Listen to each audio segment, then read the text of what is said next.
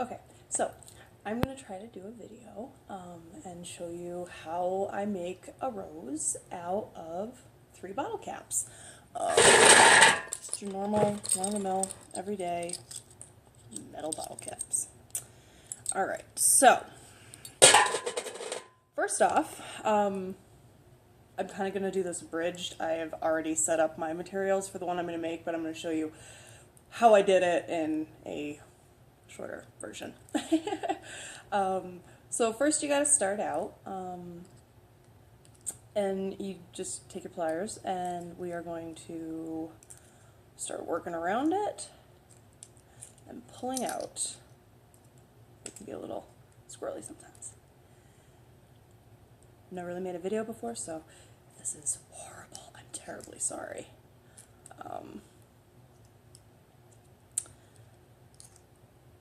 But you're just going to keep working around.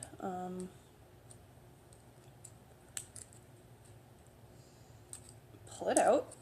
It's not going to get flat during this process, but you kind of want to pull out as much of the crimps on the side as you can. You're going to kind of, it's going to kind of have a little bit of a bowl shape here. Then we're going to come over here onto my steel block. I like to try to hold on to this with my pliers, because otherwise they tend to go flying across the room, and, well, you don't want to put an eye out or break something. So I take my lovely little hammer here. I like to start, so when you set it down, it's kind of bowl shaped, so the dome part goes down. Again, just kind of grip the edge and just work on your edges first. Kind of move it around.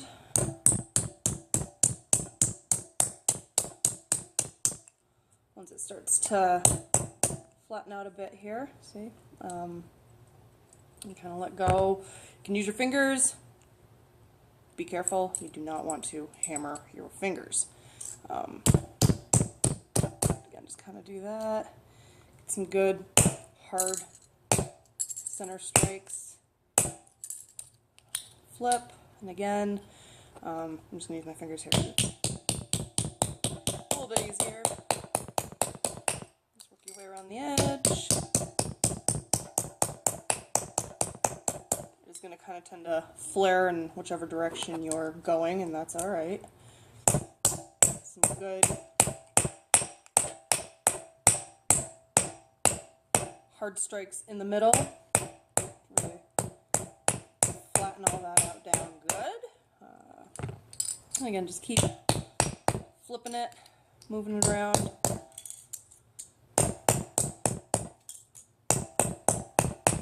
Until you pretty much have it flat like a coin. Bam! Done. Alright, so next, ooh, stand is moving here. This is Seymour, he likes to watch. I have this piece of wood that I use for putting a hole in the center. I have been working with 14 gauge wire, so I've got a small, very small nail here, which is also matches up to the 14 gauge. I personally have created a small circle here. You can see the hole in the middle where I keep ending up with the nail going the same time. I find it helps me to keep them centered. So once you put it on here, I like to do the inside of the cap up. I'd leave the sticky glue on for the most part, because it doesn't affect what I'm doing, and it's kind of a pain in the butt to take off. So you're going to put that in your circle. You're going to try to center that the best you can. Again, with this ring of gooey stuff here from the cap in the middle, it kind of helps to eyeball center for where you want to put your nail. Again, be very careful. You don't want to clip your fingers with the hammer. Just drive that through, pop that out, pull out your nail. I then grab my lovely Dremel, most useful thing in the world. And there's, once you drive the nail, you can see that it's kind of burred up here, which is very sharp. So, you know, I like to try to keep things smooth so I don't cut myself. So, bam, a little bit of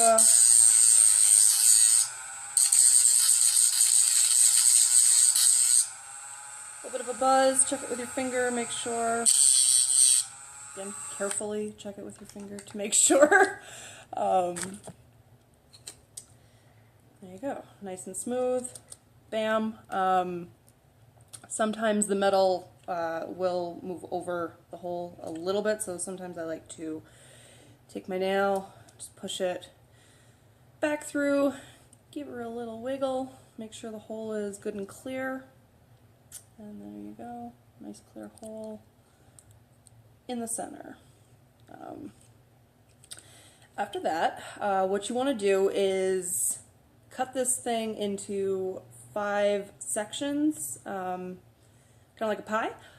You want to make sure that you don't get too close to this center hole, because if you cut through the center hole, it's harder to keep things stuck together once you actually start the project. So again, I have messed up several times and actually gone all the way through and had to restart, so hopefully this is not one of those times. They do have the little marks here you can kind of see from where the cap was crimped. Those are kind of a good way to judge the size where you're cutting, to try to make them as even as possible. If they're not 100% even, it does not matter. But you kind of want to keep them roughly the same size. If you don't want to eyeball it, you can always take like a piece of cardstock or even paper and kind of trace like I did with this, and draw out your even pie marks on it, and you can use that as kind of a guide, but I just like to eyeball it. You know, I kind of like the inconsistencies that you get, because with a handmade piece, you know, no two pieces are going to be exactly the same, so it's not a big deal. When you do this, be very careful, because you're creating super sharp corners here. So you don't, again, you don't want to cut yourself.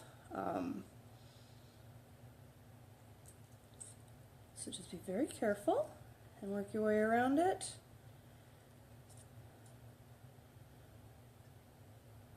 Bam, done. Now you have kind of like almost like a pinwheel thing going on here. Again, this is going to be where my abridged version comes in, because what I do is I take my file here, my Dremel, I'm going to round off each one of these edges so that they're not sharp, because I am doing all of this by hand, no gloves, no nothing, and I really don't want to slice my fingers open. Blood, sweat, and tears in your projects is one thing, but you don't actually want to have blood in your projects. At least not this project. So here we go, we're going to just move it back and forth a little, make sure it's rounded. You can check it with your finger. I like to also, once you kind of round the edge, just kind of touch the bottom a little bit. Sometimes it burrs a little. And you're just going to go ahead and do that all the way around for each one. So you'll go around, and then I like to just flip it over, because it's easier if you just do each side individually. That way you're actually working with the way the thing's spinning, and you don't end up with the project fighting you. So anyways, as you can see, we now have nice rounded corners that you can touch, as opposed to these super sharp pointy things here. It's just better for how you're working.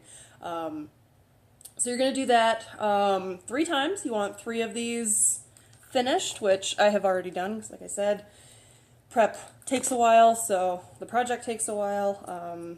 Each one typically takes me 45 minutes to an hour to make from start to finish, so I have my 3 caps here already. You want to kind of try to flatten them down again, because when you start cutting and filing, they kind of tend to, as you can see, like flare around here and make a more of a pinwheel style, and you kind of want them more flat. So So you can flatten each one individually. You can go back and hammer them if you'd like. I usually just kind of stack them together and give them some good presses, because once again, these edges are no longer tiny little points of death. So I'm not going to cut myself.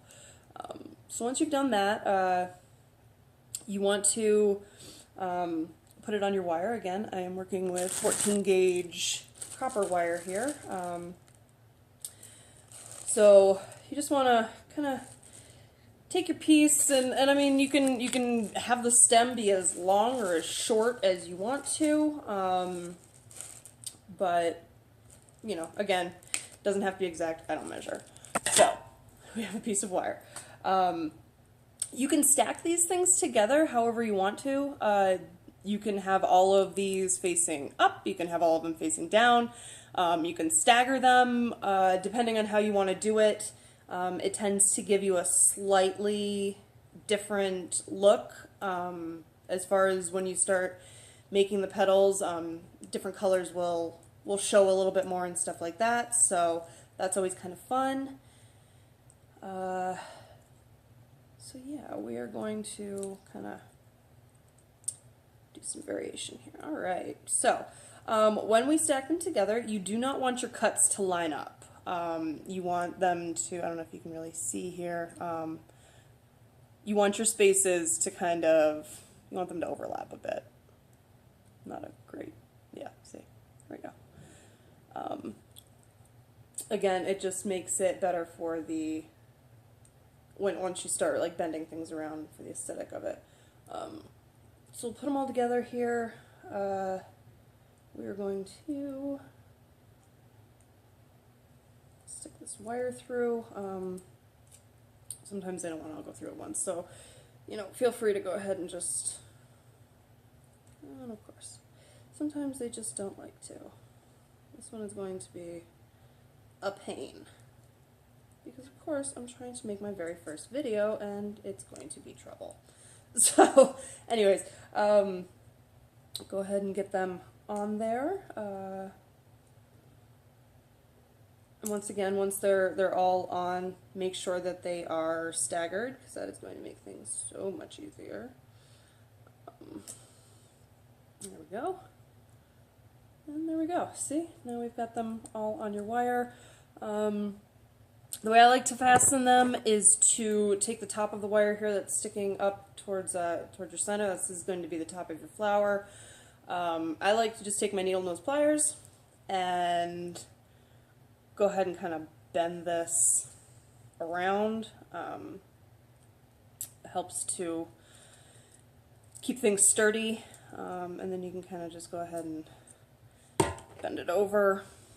These are sturdier pliers, so I'm going to go ahead and use that because this is pretty thick gauge wire. You want to try to bend that over at about a 90-degree angle so that it lays flush in the center of your project.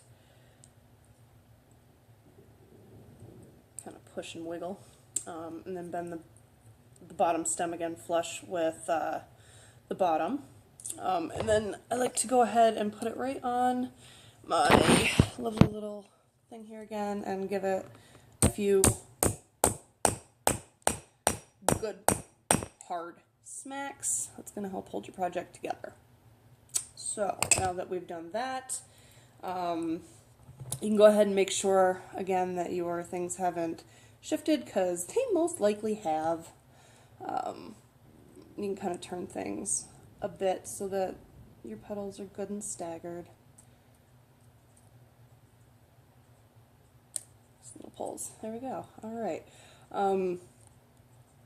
Again, my holes are usually almost center, but not exactly center, so we do have some overlapping here on some things. But again, not a big deal for what we're doing. Don't really need this piece of wood anymore, so we're going to go ahead and move that. Now, we are going to take our needle nose pliers. This is going to be a very awkward angle, so let's see if I can do this without having it the way I normally do it.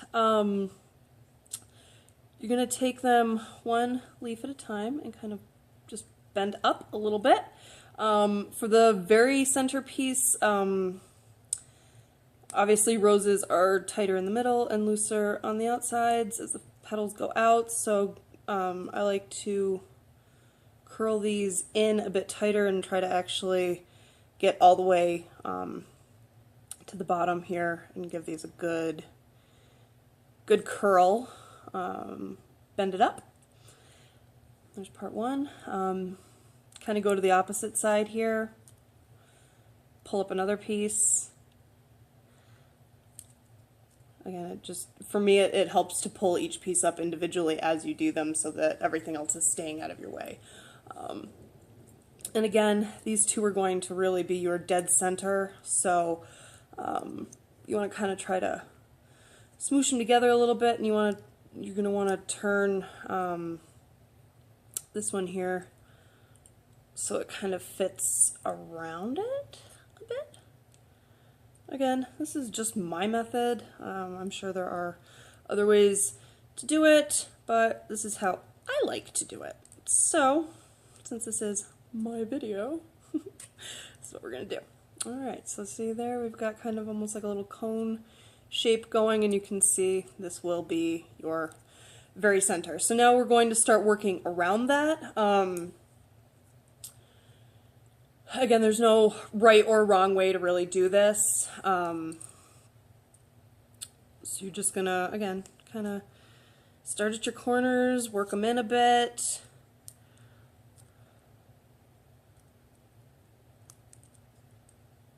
I'm trying to do this one a bit quicker, so this is probably not going to be my finest work, but that's okay. Go ahead and give it some pressure, really push stuff in there. I like to kind of try to alternate my way around. I find that kind of works a little bit better, but again, it's totally up to you and how you would like to do it. This is just how I do it. So again, you just kind of work your way around, bend stuff in. As you work down your layers and build towards the outside of the rose, I like to,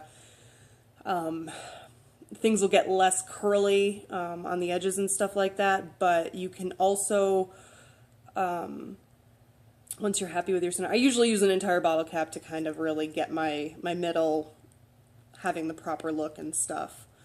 So again, bend and bend and press it together. And see, we've got a real nice start going here. Now, once you actually start getting to these out layers, and your center is good, you can feel free, like, you don't always have to turn them in, because obviously roses do their own things. So if you want to go ahead and take a couple of edges here and there and curl them out, you can totally do that. You can also kind of take the top edge here and bend it. Again, it kind of gives it more of a real feel. So you can pinch that, bend it out, you can hold on to that after it's bent out and give it a bit of a twist. And you know, again, just kind of do what you're feeling, do what you think looks cool.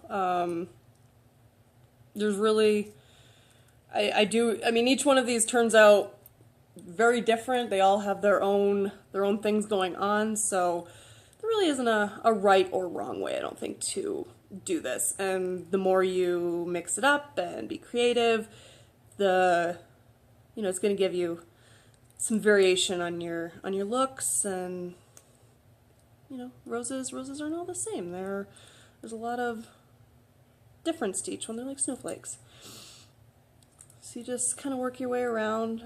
Again, these edges aren't really sharp, but they're definitely hard. So if you don't have any calluses built up on your fingertips, it might be a little bit sore. So I mean, if you want to wear gloves or anything, feel free. I have been known, I usually have a blanket here on the couch. Sometimes I will take the blanket and use that just kind of to guard my fingers and really give this center like a good squeeze together to kind of keep it there. But again, that's just how I do it. No right or wrong way. It's the joy of art. It is all in what you want to do. But again, you just kind of, like I said, I just kind of alternate my way around here, and just kind of let the piece will kind of speak to you, I find. So you just kind of listen to what it's trying to tell you. Get those petals, you know, to do whatever you want.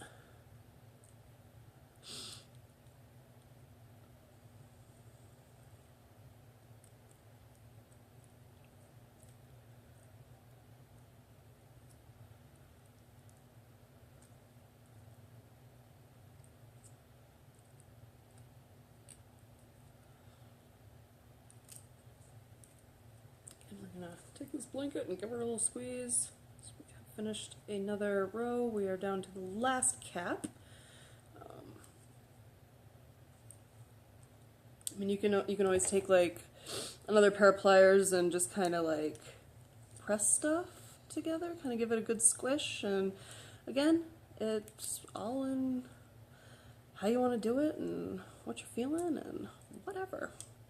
So, because I just have this bent over on the backside, sometimes, this one doesn't seem to, but sometimes the pieces get a little bit of wiggle to them. If that's the case, when you get to this outer ring, make sure that you have one of your petal pieces here with your wire down the center of it, and you can go ahead and take your pliers and curl these ones both back. And try to do these ones almost like you did the center, reaching farther down in there to get your curl. And then you can kind of press your wire into said curl. And then do the same thing with the other side. Sorry, I'm trying to do this at kind of a weird angle. But you can do that, and then that will hold this whole thing in place so that there is no wiggle. It'll be good and stable. And again, from the front, it doesn't really do too much to change the aesthetic of the flower. So again, just what I do. But now that we are on this outer thing, again, we're not doing too much of the curl on these, just a nice light curl. I like to fan these ones out a bit more, so you can see a bit more of the color once you get out to these edges. You can add, like I tend to add more of the outwards curls instead of all inwards curls on these, because again, the petals on the outside of a rose are going to be a little bit more wilty, I guess you could say. They're not going to be as sturdy. That stupid video just cut me off, so we're gonna just start it again. Alright, anyways, finishing up, we're just doing the last bit of the curly stuff here for these outer petals. Nice twists, nice turns. One more. I mean, you don't have to, they obviously don't have to all go the same way, so like you can take one piece and do one corner curling in and one corner curling out, and like I said, you do whatever feels right, looks right.